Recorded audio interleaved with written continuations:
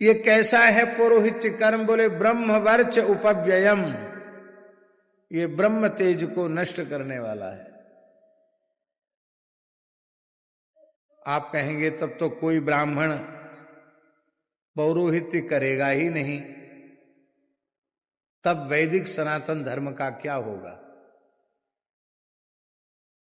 यहां श्री राम संस्कृत महाविद्यालय में 300 से ऊपर छात्र हैं। कितने हैं? 370 छात्र हैं। यहां रेवासा धाम में भी लगभग 300 के करीब छात्र वहां भी हैं। चारों वेदों की संहिताएं पढ़ाई जाती हैं और लगभग 1200 गोवंश भी वहां है।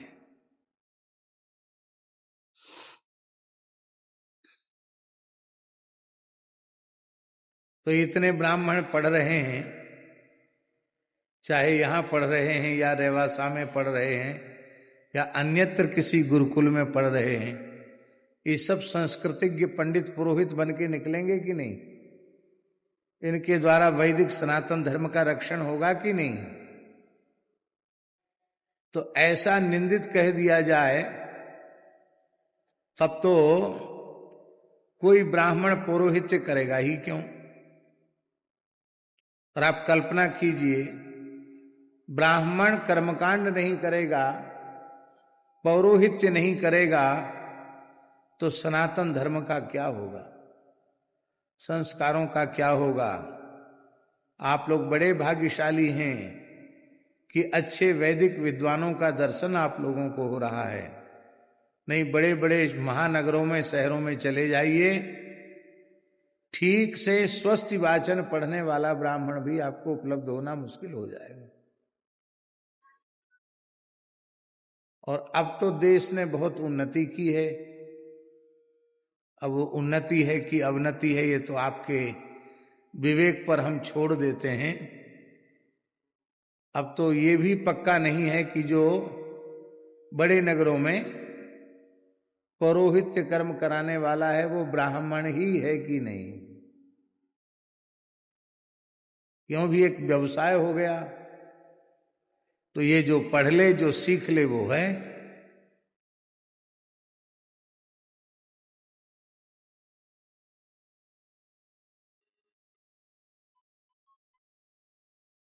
पौरोहित्य आवश्यक है धर्म रक्षण के लिए। और महाभारत में तो एक पूरा का पूरा प्रकरण पुरोहित का प्रकरण है। उस प्रकरण को पढ़ना चाहिए। उस प्रकरण में भगवान व्यास कह रहे हैं, धर्मात्मा मनुष्य को बिना पुरोहित के एक दिन भी नहीं रहना चाहिए। यदि विद्वान, सामर्थ्यवान, सदाचार संपन्न, ब्रह्मनिष्ठ पुरोहित मिल जाए किसी भाग्यशाली यजमान को, उसके जीवन में कोई संकट नहीं रह जाएगा, कोई विपत्ति नहीं रह जाएगी। व्यासी मिले हैं पांडवों से, बोले तुम्हारी विपत्ति का कारण यह है कि तुमको तो घर से निकाल दिया है। अब पुरोहित तुम्हारे हैं तो सही, कृपाचार्य, वो कृपाचार्य तो केवल कौरवों के पुरोहित बनकर रह गए। तुम्हारी ओर उनका बहुत ध्यान नहीं है, क्योंकि जिसके पास सत्ता है उसके पास सत्ता का सुख है। तो शासन सत्ता धृतराष्ट्र के पास है, धृतराष्ट्र पुत्रों के पास है, तो पुरोहित जी भी उधर ही चिपक गए हैं। तुम सामर्थ्य विहीन हो, इसलिए तुम्हारा पुरोहित नहीं है। पुरोहित न होने के कारण तुम्हारे ऊपर बारंबार संकट आ रहे हैं। धर्मात्मा मनुष्य को एक दिन भी बिना पुरोहित के नहीं रहना चाहिए। तो बोले क्या करें? बोले धौम्य ऋषि को पुरोहित बना करके तुम अपना कार्य आरंभ करो। और युधिष्ठिर ने विधिवत महर्षि धौम्य का पुरोहित के रूप में वर्ण किया और फिर पुरोहित की कृपा होते ही युधिष्ठिर के जंगल में मंगल हो गया। जंगल में मंगल समझते हैं? युधिष्ठिर के साथ वन में हजारों ब्राह्मण एक साथ चले आते, हजारों की संख्या में ब्राह्मण। पौंडरीक, वाजपेय, अश्वमेध यज्ञ आदि की सामग्री लेकर साथ चल रहे थे।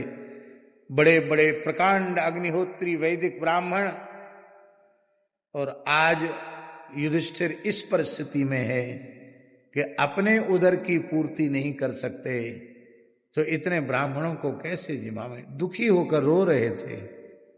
पुरोहित जी ने कहा, वत्स युधिष्ठिर, इतने दुखी क्यों हो? बोले, एक समय यह था कि मैं हजारों ब्राह्मणों को भोजन कराने के बाद भोजन करता था। आज हजारों ब्राह्मण सौहार्द के कारण चले आए हैं, लेकिन न इनके भोजन की न इनके विश्राम की मैं कोई व्यवस्था नहीं कर सकता। तब उन्होंने एक स्तोत्र बताया, मंत्र बताए। बोले, इन मंत्रों से भगवान सूर्य की उपासना करो। सूर्य प्रत्यक्ष नारायण है, वे तुम्हारी समस्या का समाधान करेंगे। और युधिष्ठिर ने सूर्य भगवान के नामों का जप किया। सूर्य भगवान ने अपने मंडल से अवतरित होकर के अक्षय पात्र युधिष्ठिर को दिया, और उस अक्षय पात्र के प्रभाव से युधिष्ठिर उस जंगल में हजारों हजारों ब्राह्मणों का नित्य भोजन कराने लगे। इसी का नाम है जंगल में मंगल। जंगल में मंगल हो गया। जय जयकार होने लगी परीक्षित की। पुरोहित बहुत जरूरी है, पर पौरोहित्य की निंदा क्यों की गई है, ये बहुत ध्यान से सुने। पौरोहित्य कर्म करने वाला ब्राह्मण केवल धन पर ही दृष्टि रखे, वैदिक सदाचार पर दृष्टि न रखे, सूर्योदय तक पड़ा पड़ा सोता रहे और संध्योपासन भी ठीक से न करे, बस तिलक आड़े ठाणे कैसे भी लगाए, धोती बांधी और चल दिए पंडिताई करने के लिए, और वहां भी मुंह में गुटखा भर के या तमाकू भर के महामृत्युंजय कर रहे हैं, बीच बीच में मोबाइल देख रहे हैं, फिर न पूरा पाठ कर रहे हैं न पूरा जप कर रहे हैं, और दक्षिणा पूरी ले रहे हैं। तो बोलो, नीचे गिरना पड़ेगा कि नहीं गिरना पड़ेगा? पर कोई ब्राह्मण त्रिकाल संध्योपासन करे, अग्नि की, गुरु की, गाय की, वेद नारायण की उपासना करे, धर्मनिष्ठ सदाचार संपन्न हो, तो ऐसा पवित्र शास्त्रज्ञ वेदज्ञ विधिज्ञ ब्राह्मण वो पुरोहित नहीं भगवान के तुल्य है। अग्निम दूतम पुरोदधे हव्यवाहम उपब्रवे देवा आशा दया दिया। अग्नि को पुरोहित कहा गया। पुरोहित भगवान का स्वरूप है, पर प्रायः ऐसा नहीं होता है। किस व्यक्ति का दान लेना चाहिए, किसका नहीं लेना चाहिए, ये विवेक भी नहीं रह जाता। किसका अन्न ग्राह्य है, किसका अन्न अग्राह्य है, यह विवेक भी नहीं रह जाता। फिर ग्रहदान लेने लग जाते हैं। हमने अपने बाल्यकाल में देखा कि नवग्रह पीठ का चढ़ा हुआ द्रव्य या कलश या वहां की कोई भी वस्तु ब्राह्मण नहीं लेते थे। वो नवग्रह वेदी पे जो चढ़ता था उसको उसी के कपड़े में बांध के ये जो जोगी डकौत होते हैं ना, उनको दे दिया जाता था। नवग्रह का नहीं लेते थे। इस शरीर का जहां जन्म हुआ वो सब परंपरागत तरीके से पंडिताई पुरोहिताई करते थे लोग, पूर्वज लोग। तो कहते थे भाई शनि, इसमें राहु केतु शुक्र शनि है, इनका दान जो दूसरा है जो लेने वाला ग्रह दान उसको दो, हम लोग नहीं लेंगे। अब छोड़ते हैं कोई? अब नहीं छोड़ते हैं, कुछ समय से सब बंद है।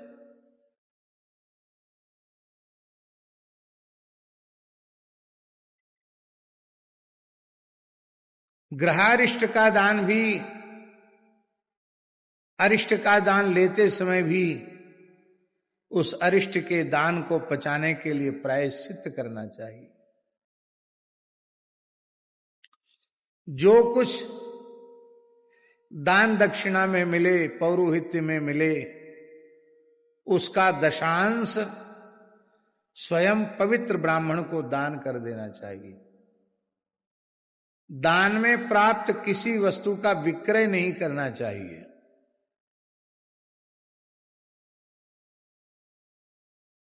बोले इतने कलशों का क्या करेंगे, इतनी साड़ी धोती आ जाती हैं पंडिताई में, उसका क्या करेंगे? अरे क्या करेंगे, कितने गरीब ब्राह्मण हैं, कितने निर्धन लोग हैं जिन्हें उन पात्रों की जरूरत है, उन वस्त्रों की आवश्यकता है। तो भगवान ने आपके उपयोग से अधिक जो वस्तु दी है वो उन लोगों के लिए दी है जिनको उनकी आवश्यकता है, और आपको भगवान ने अधिक मात्रा में दे दी, तो आप बिना मांगे उनको दे दो। इसलिए थोड़े ही दी है कि तुम दुकान पे जाकर के सुपारी तक बेचाओ, लौंग इलायची बेचाओ, और कलश बेचाओ, बर्तन बेचाओ, इसलिए नहीं। एक कहावत है, वाल्मीकि रामायण की पंक्ति है, दानस्य तु दानेन सुमहत फल मुच्यते। ये वाल्मीकि रामायण की पंक्ति है। दान में प्राप्त वस्तु में से कोई अंश दान कर देता है या पूरा का पूरा दान कर देता है, उसका फल बहुत अधिक हो जाता है। और साधुओं की कहावत है, दान में ते दान ले, तीन लोग जीत ले। क्या? दान में ते दान दे और तीन लोग जीत ले। अब पूज्य संतों के चरणों में भी हम यही प्रार्थना कर रहे हैं। संतों को भी मिलता तो है ही है, कंबल, कपड़ा, लत्ता, गमछा, कमंडल, अच्छी बात है। किसी को दुख न पहुंचे इसके लिए ले भी लेना चाहिए, पर लेना उसके लिए चाहिए कि जो अभावग्रस्त है उसकी सेवा के लिए हम ले लें। इसलिए नहीं लेना चाहिए कि अपनी आसन पर ही कंबल बिछा के 100 कंबल बिछा लें, दूसरा कोई ठिठुर रहा है तो हमारे मन में तनिक भी दया ना आवे कि चलो इसमें से एक कंबल इसको दे दो। हम लोगों को भी यही शिक्षा लेनी चाहिए। दान की वस्तु उपभोग के लिए नहीं, जितना व्यवहार में आती है उतना ले लो। हमारे महाराज जी से कोई कहता कि महाराज जी ये वस्तु आपको हम दे रहे हैं, आप किसी को देना मत, तो महाराज जी प्रसन्नता पूर्वक मुस्कुराकर तत्काल सिर से लगा के उसी को वापस कर देते। कहते, श्रीमान जी आप कृपा पूर्वक यह प्रतिबंध न लगावें कि किसी को देना मत। हमारे पास जो कुछ आता है वो किसी न किसी को देने के लिए ही आता है। हमारा कपड़ा जब तक पूरी तरह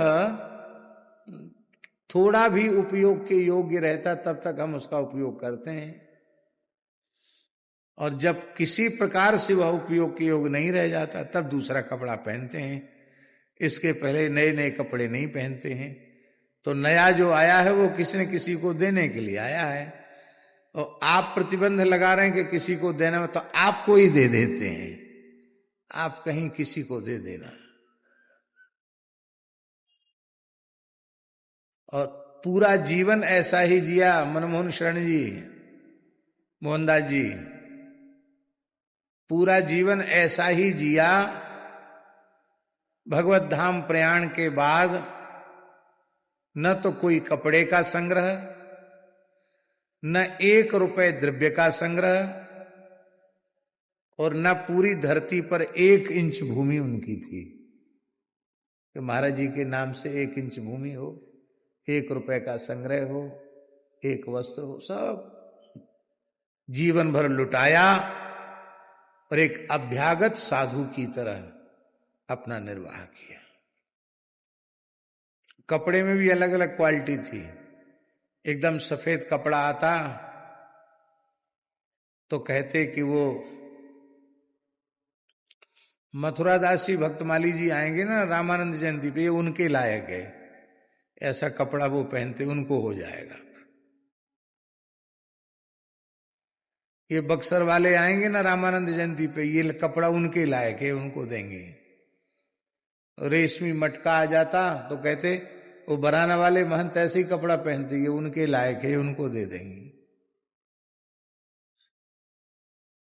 मार्किन का कपड़ा आता, बोले ये परमहंस जी के लायक है, ये परमहंस जी को दे देंगे। पुराना दोहराना धुस्सा आता, बोले ये हमारे लायक है, इसको हम ओढ़ लेंगे। बोलो वृंदावन बिहारी की जय। बनवारी शरण जी थे बिणमुरुद कुंज वाले, वो एकदम सफेद कपड़ा पहनते थे, प्योर सूती, बिना किनारी वाला। तो कोई ऐसा कपड़ा दे जाता तो उस समय, अब भी आता होगा, मफत लाल का बहुत बढ़िया कपड़ा आता था सूती, तो कोई महाराज जी को दे जाता तो महाराज जी कहते श्री बनवारी शरण जी के लिए हो जाएगा, अपने लिए कभी कुछ नहीं। सबसे हल्का, सबसे घटिया वो हमारे लिए, और बढ़िया बढ़िया वाले तो बहुत हैं, वो उनके लिए।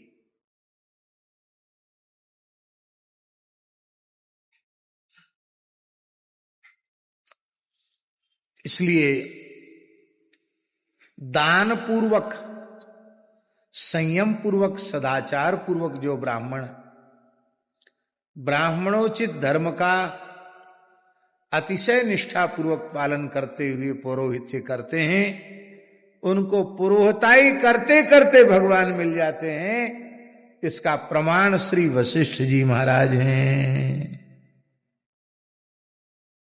कहा वशिष्ठ, तुम जो संकोच कर रहे हो कि कहीं हम भगवत प्राप्ति के अलभ्य लाभ से वंचित न रह जाएं, तो जो तपस्या करेंगे वो तो क्षण 2 क्षण के लिए भगवान का अनुभव कर पाएंगे, लेकिन तुम मेरी आज्ञा से निष्काम भाव से सूर्यवंश के पौरोहित्य को स्वीकार करो।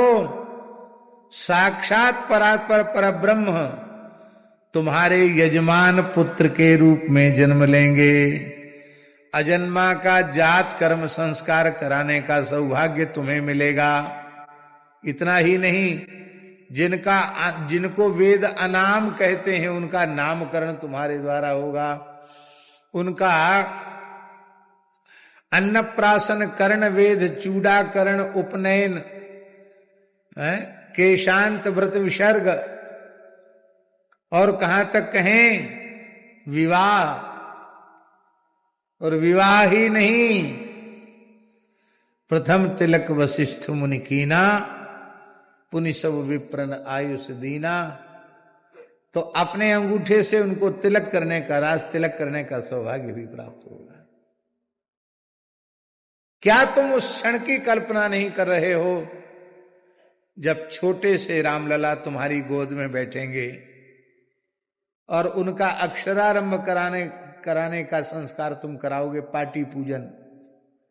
उनकी नन्ही नन्ही उंगलियों में कलम पकड़ करके, चौक पकड़ करके, काली श्याम पट्टिका पर अ इ उण ऋल ऋक ए ओं ऐ औच ये सब लिखवाओगे, उनका हाथ अपने हाथ से पकड़ के, तो कितना सुख मिलेगा। वे छोटे से रामलला तुम्हारी गोद में खेलते हुए कभी तुम्हारी दाढ़ी खींचेंगे, कभी मूछ ऐसी करेंगे, हैं, कभी अपनी छोटी छोटी उंगलियों से ऐसे करेंगे, कभी कोई कान में, कभी कोई नाक में उंगली लगेगी, कितना सुख मिलेगा। आज ब्रह्मा जी ने जो कुछ कहा था उसी भाव सिंधु में डूब उतरा रहे हैं वशिष्ठ जी। वशिष्ठ जी की भाव समाधि लग गई है, उन्हें स्मरण आ रहा है, आज अतीत की घटना वर्तमान जैसी हो रही है। बहुत देर तक तो वो नामकरण संस्कार कर ही नहीं पाए, अनवरत नेत्रों से प्रेमाश्रुधार बहने लगी। इसलिए आप कहेंगे ये भाव आप कहां से कह रहे हैं। आदि काव्य वाल्मीकि रामायण में स्पष्ट महर्षि वाल्मीकि लिखते हैं, वशिष्ठो परम प्रीतः नामानि कुरुते तदा। ये परम प्रीतो, जो परम प्रीतो वशिष्ठ कहा, ये परम प्रीतः का ये भाव है। प्रेम विभोर वशिष्ठ नामकरण संस्कार करने लगे।